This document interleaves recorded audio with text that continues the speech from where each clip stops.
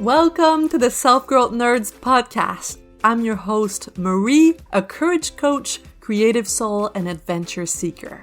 Since through hiking the Pacific Crest Trail in 2019, I'm on a mission to help you embrace your most confident self so you can achieve your dreams too. If you're eager for deep conversations, big questions, and meaningful connections, join me on the quest to discovering how we can create a more magical and memorable life. Hello, nerds. How are you? I'm okay.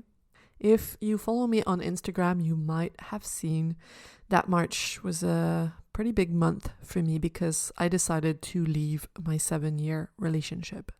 This was the most painful decision I've ever made, even though I am the one who made the decision to leave. Because I love this person deeply, and it was a good relationship with a good person. There were so many reasons to stay. So many more reasons to stay than there was reasons to go, to be honest. I desperately wanted to stay. But there was this intuitive whisper that kept coming back to me again and again and again.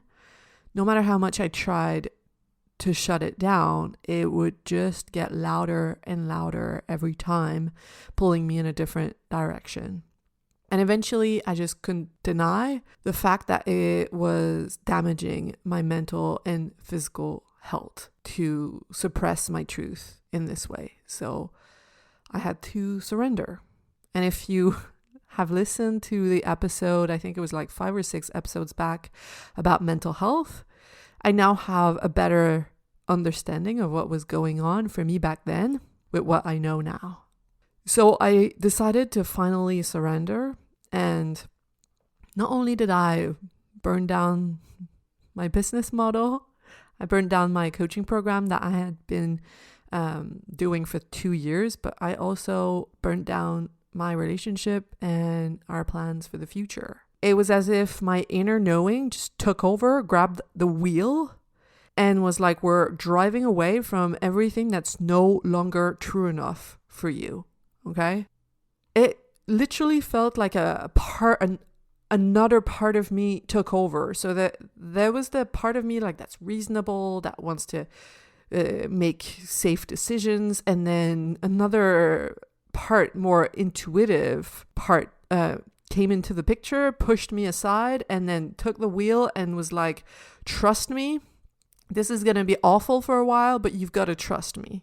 Okay? So I don't know what's next. That's what makes this hard. I've made this big decision, like a bomb into my life, the life that I knew. And now I'm faced with a lot of empty space. But literally and figuratively, I mean, it's my first time living alone. So I stayed here and my ex moved out. So my apartment is pretty empty, and my calendar as well. I have lots of friends, but you know, when you live with someone else, you've also got their friends and their family. And now all the time that we would spend with them is gone. So lots of time with me. But I trust that the universe, or whatever you want to call it, wanted me to make this space in my life in preparation for what's next. I have no idea what that is and when it's going to come around, but I know that there is a good reason. There was a good reason to make that decision and make that space. Sometimes we get instructions from deep down inside of us, or high above, I don't know, about what to do next without understanding the end game, without understanding the reasoning behind it. We're asked to trust our core self and to break our own heart, even though it doesn't always make sense in the moment. Actually, very often it doesn't make sense at all. But you've got to trust that it's going to make sense someday soon. But for now, I'm left grieving. I'm grieving our relationship. I'm grieving his presence in my life. The morning hugs, the game nights, everything we had built. I'm grieving the future we had planned together. And I'm grieving a part of me that had to die. Who I was and who I had pictured becoming with him. All of that's gone. So some days I wake up feeling peaceful, like today. And other days I wake up feeling extremely sad, like someone's stepping on my chest. But that's okay, because I am supported by so many loving friends and family members. That's actually been really surprising how much support I've received. It's brought me to tears sometimes, the kindness. Also, I trust myself. I know this will pass. And most of all, I am okay with not being okay, because I believe that the heartbreak of burning down what's good enough to make space for extraordinary is the price to pay for a life of true alignment. And above all, I am committed to truth. So I wanted to record this podcast today for you guys to share 5 things that have helped me find the courage to make the jump. I'm not going to share a lot of details about the specifics of my breakup in respect to me and to my ex-partner's privacy. But there are things that I've learned that I want to share, because I think this experience is pretty universal. Those impossible decisions that we have to make to stay or to go. And I want to walk you through 5 things that helped me jump into the unknown. Okay, so this is for you if you're struggling with a decision like this, whether it's to leave a partner, to leave a job, to leave a country, to break up with a friend. I hope this helps. So let's start with the first one. Number 1 is unconditional love. Now that might sound cheesy, but bear with me. It's not what you think, okay? So in every relationship, there are things that our partner does that gets on our nerves. And we tend to have thoughts like, oh, well, they should do this, they shouldn't do that, they should, judgments, right? In my book, this is how you should behave. And if you don't, then I am going to withdraw love from you. I'm going to love you when you are this way, and I'm not going to love you when you do X, Y, and Z. Many people break up from that place, from a place of ego, because the other person is not thinking or feeling or behaving like they want them to, like they think they should. Now, the problem with this is that it's going to follow you. Your desire to control and to mold someone like you want them to be in order for you to feel good, that is going to follow you into your next relationship. And I think most people would say, oh, I don't do that. I'm not like that. But hints that you might be acting from a place of ego is if you judge them, if you blame them, if you have feelings of like self-righteousness, like they should behave like this and that, this is the right way to be, and they're not following the right way to be, then you're acting from a place of ego. We've all done it. That's fine. Now you just want to notice. What I did in this relationship for the first time in my life is decide that I was going to love him unconditionally. All the little things that got on my nerves, I asked myself, okay, how do I get to a place where I just accept him as he is? I don't try to change him, and I am at peace with this part of him, and I can love him exactly as he is. And that doesn't mean that you have to stay at all. But in my opinion, this is worthwhile work to do, because you know what? When you can love someone else unconditionally with all of their flaws, you can love yourself unconditionally with all of your flaws. Because when you're withdrawing love from someone, because there's a part of them that makes you angry or disgusts you, you're also withdrawing love from you, from similar parts of you. If you can't accept someone else completely as they are, you're not accepting yourself completely as you are. Think of it like a toddler. Let's say you have a toddler and the way they're eating is super messy. Like they're eating spaghetti and there's spaghetti on the floor, on the walls, all over their face. And you're like, okay, I'm not a fan of this. I would prefer if they ate in a way where the spaghettis remained in the plate. But that doesn't affect my love for them in any way. If your toddler gets angry for no reason because maybe my goddaughter once got angry because I was not wearing the shoes that she wanted me to wear. I didn't like that in the moment. You might not like their reaction, but it again doesn't change the love that you have for them. This is the same, except with another adult, you don't have to stay.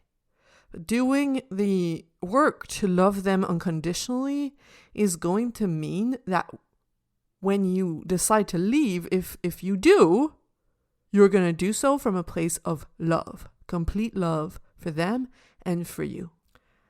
And personally, I think this makes the decision even harder because for me, it was like, I love you so much exactly as you are, and I want something different.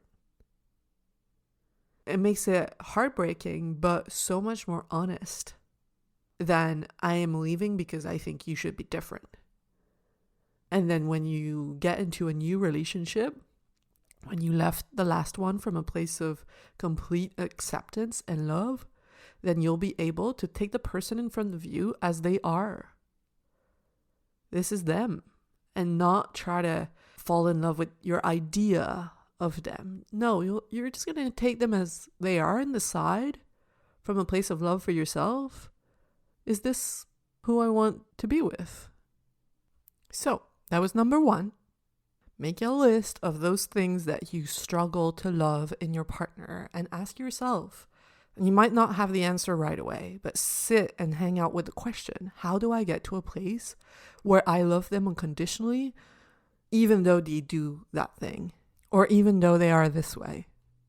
You're dropping all attachment to how things should be. And this is going to serve you moving forward because things are rarely how they quote unquote should be. And our desire to control everything around us in order for us to feel good is just wasted energy. If you're trying to control the external world for your internal world to be at peace, you're going to waste so much of your precious time moving forward. So might as well do this work now. Just drop all attachments. Figure out how you can love them as they are.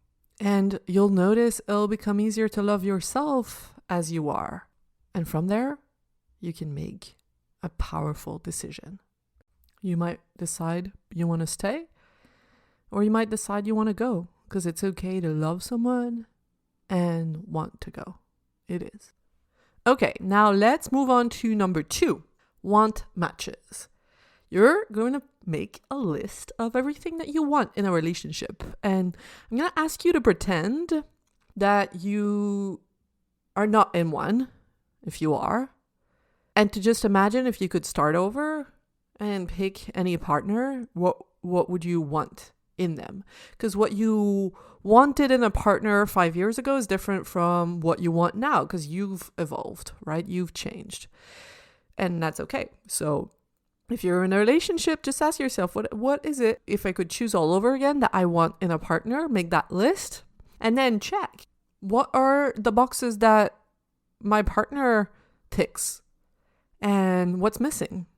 Then for everything that's missing, you ask yourself, okay, is this something that I could add into the relationship? Is this something that my partner is able or willing to give me?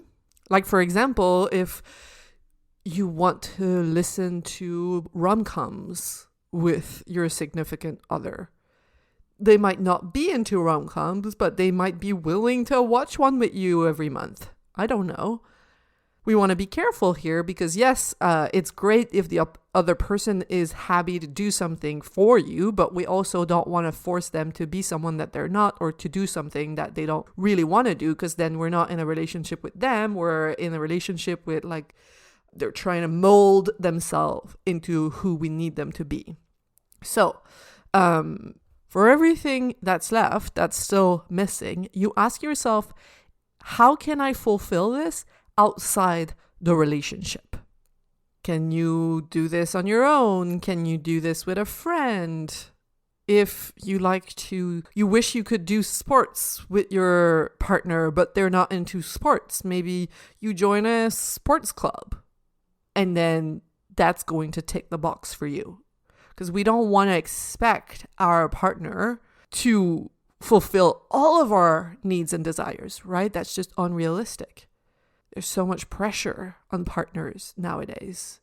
In so many cultures, and it used to be like this here as well, they marry for economic purposes and for logistical reasons. Now, in our Western world, we've gotten so high up on the pyramid of Maslow that we are in relationships, many of us, for self-actualization as a part of our self-actualization, and that's fine, but we also have to realize, okay, well, we don't want to be with someone for them to complete us. We have to rely on multiple sources of fulfillment, not just our partner. Our partner is just one part of our life, one way that we enhance our well-being. But we don't want to put all our eggs in the same basket. So how can I fulfill this outside the relationship? And most importantly, or just as importantly, is this something I want to fulfill outside the relationship? That's the question that was super important for me in making my decision. What was missing in my relationship, I could fulfill outside of it. I had to find ways to fulfill that outside the relationship. And then I came to the realization that I just didn't want to. I wanted those needs and those desires to be fulfilled within my intimate relationship, and that's okay. I had to give myself that permission instead of what I did for too long, which is denying myself those needs and desires, making myself wrong for wanting or needing these things. I was like, no, I want to be low maintenance. But there's no pride in being low maintenance. You're allowed to have needs and desires, and you deserve to fulfill them in whatever way that you want. And so it's okay to say, you know what? I know I can fulfill these outside the relationship, but I don't want to. I don't want to. That's the truth. Okay, now let's move on to number 3, which is self-awareness. Getting super familiar with what's going on inside of you. Like getting curious about the different parts of you, the different voices. I found that when you've gone through the cycle enough times, you can tell, or I could tell, okay, this is my reasonable voice, the part of me that's trying to convince me to stay safe. It has like an energetic quality to it, or a tone of voice almost. Like this part of me, this inner voice is like frantic and a bit panicky and like insistent. And then, there's this other part of me that's very shy, that's soft, that's nudging me, I think, in the direction of truth. But it's like, it's not used to being listened to, so it's very quiet. It makes itself heard for me in my body. If I'm listening to it, my body is open, is relaxed. And if I'm ignoring that part of me, my body's contracted, and it's like it doesn't want to be where it's at. So you've got to get to know that for yourself. Might feel different for you. But what I'll say is that if you rely on your mind a lot and a story that your mind has to make up to make you want what you have, or to make you want the situation that you're in, that's a red flag. towards the end, right before I made the decision, I could see myself with so much clarity, almost as if I would see a friend trying to convince themselves that they want to stay when it's so clear from the outside, it's so obvious. And I think we've all experienced that with a friend of ours. Oh, it's so obvious that you want to go, but you're just scared, honey. I could see that play out with me in my mind. So take this as an opportunity to get to know yourself and how you operate. What's the language of your intuition? What's the language of your ego? Your ego is just trying to keep you safe, away from the unknown. And often I've found that it uses words like, oh, you shouldn't do that. You can't do that. This is wrong. Your ego has like an idea of right or wrong, versus your intuition, which is like your soul, your heart, is just trying to nudge you in the direction of true alignment. And it doesn't have such a righteous way to be. It's like more of like hands on your back, like pushing you softly in a direction. So just get curious. There's no rush for you to make this decision. Take this as a time to observe yourself. Okay?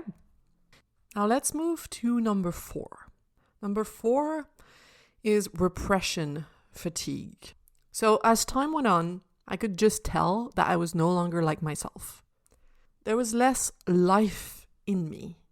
And there were moments where I felt like I had to kind of be an actress in the play of my life. Like I was acting like myself, but I was not feeling present. There was like a disconnection.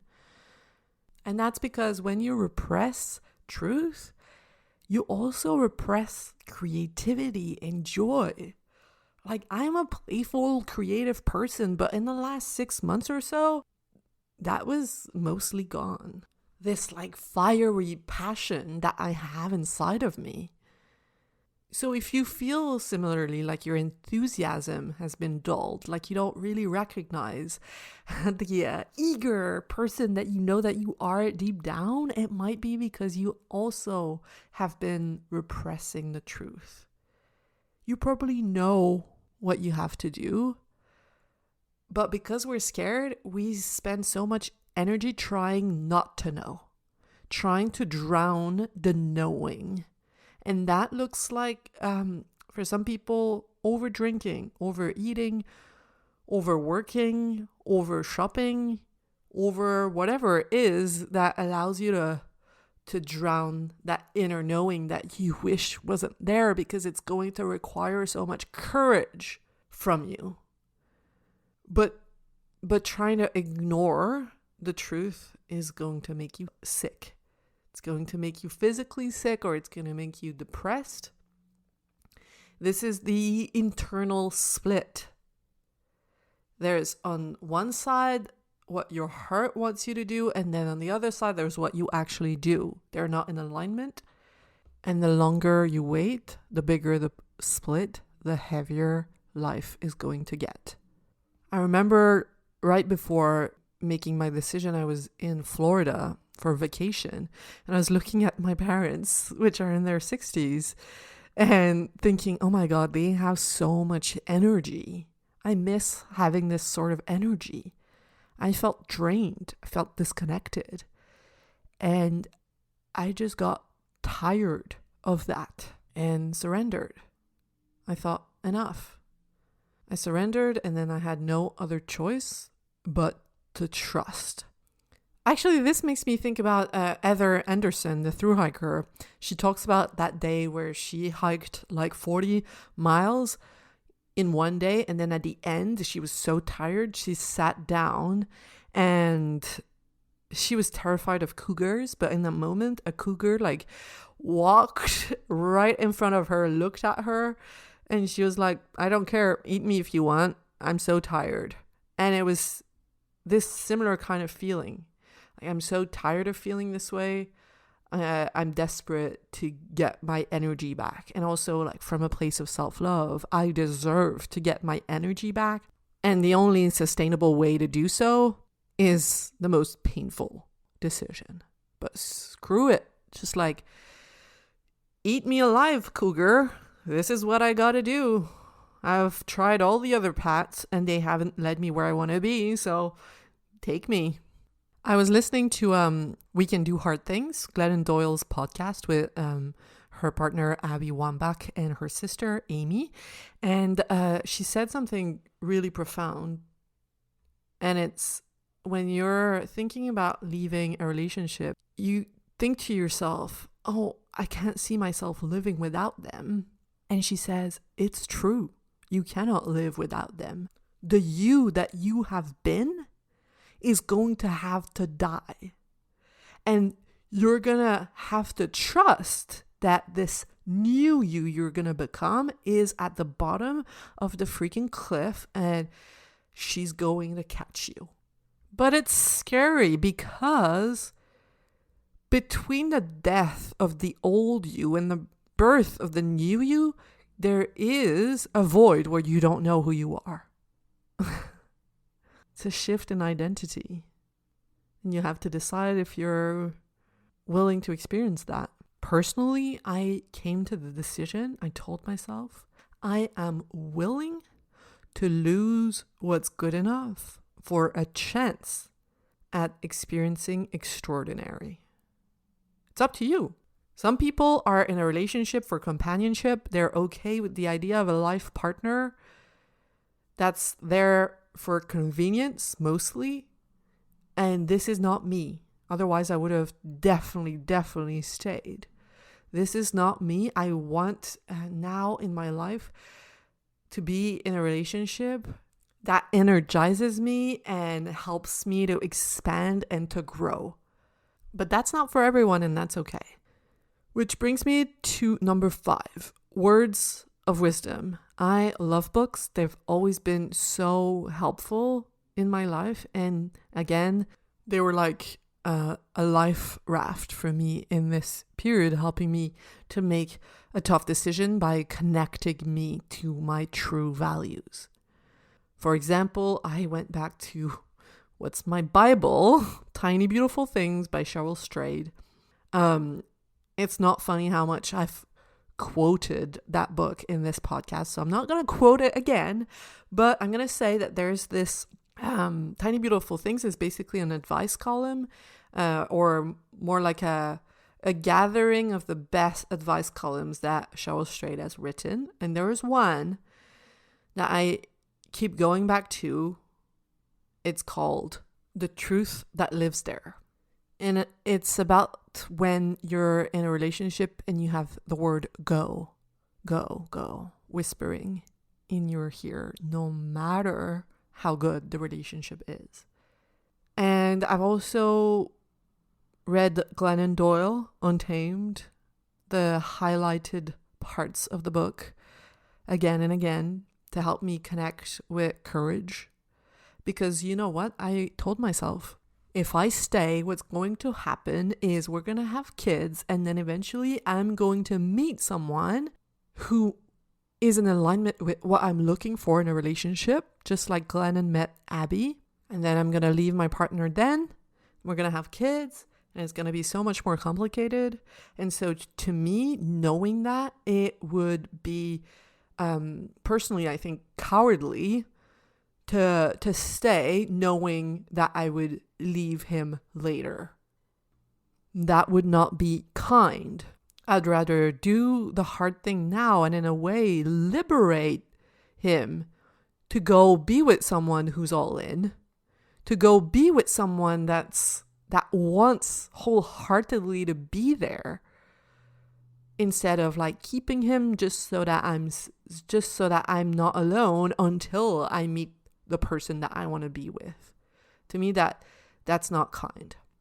So I decided to do the kind thing, the courageous thing, even though it felt awful for everyone in the moment.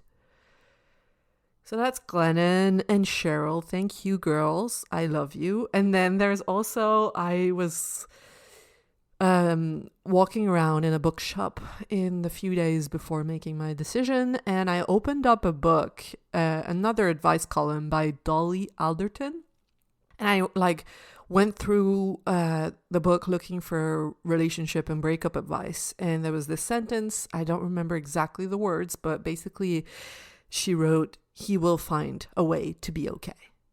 Or he will be okay and more than okay in the end. Something like that. That helped me see that, okay, this is just like a momentary pain for the good of all of us long term. There was also words from Corey Muscara on Instagram, super wise. Xavier Dagba also on Instagram. They're all committed to truth. And truth is one of my most important values. I can forget about that when I'm scared. And these people help me get back to it. So thank you. And I encourage you to go find your people. You probably already know them. You know, the voices that make you feel seen. You're like, exactly, this is exactly how I feel. They're kind of like your helpers in a boxing ring. Telling you like, yeah, you can do this. Come on, get back in the ring. Do the hard thing. Okay? So that's it. These are the 5 things that helped me make my decision. So if we summarize, first was unconditional love. Getting to a place of unconditional love and deciding from there. Number 2, want matches. Seeing what's missing in your relationship, what you have and what's missing, and deciding if that's something you want to fulfill outside your relationship. And if not, that's going to give you insight about what you need to do. Number 3, self-awareness. Get to know the different tone of your ego versus the tone of your intuition. Notice when they show up. Number 4, repression fatigue. Eventually, you just get tired of disconnection and you surrender and you decide to trust. To trust that jumping off the cliff is going to pay off, because it's just better. Taking that risk is better than staying where you don't feel good anymore. And lastly, number 5, words of wisdom. Find people either in books, podcasts, Instagram, that speak to your soul and help you, remind you of who you are. Now, that was a podcast episode about what helped me before I broke up. And I know in the future that I'll want to do another one about the after, right? What helped me once I'd made the decision. Because that was awful, and it still is in some ways.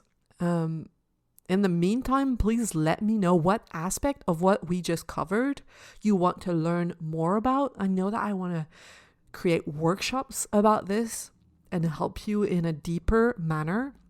So let me know. And also, I'm opening up my books for new one-on-one clients. So if you want to meet with me, the first call is free.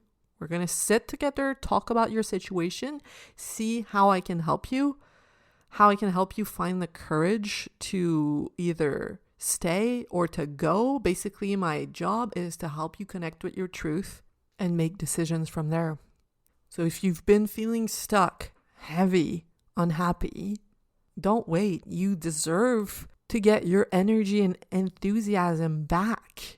So head to selfgrowthnerds.com/coaching and book a one-on-one call with me. You have nothing to lose. We're just going to get to know each other. I'm going to tell you about what I can do for you, and then you get to decide. All right? So I love you all. Have a beautiful week, and I'll talk to you soon. Bye. If you love what you're hearing on the Self-Growth Nerds podcast and you want individual help finding a new direction for your life and developing the courage to make your dreams a reality, you have to check out how we can work together on selfgrowthnerds.com or message me on Instagram at selfgrowthnerds. My clients say they would have needed that support years ago. So if you're tired of feeling like you're wasting your life, Don't wait. Get in touch now, and I cannot wait to meet you.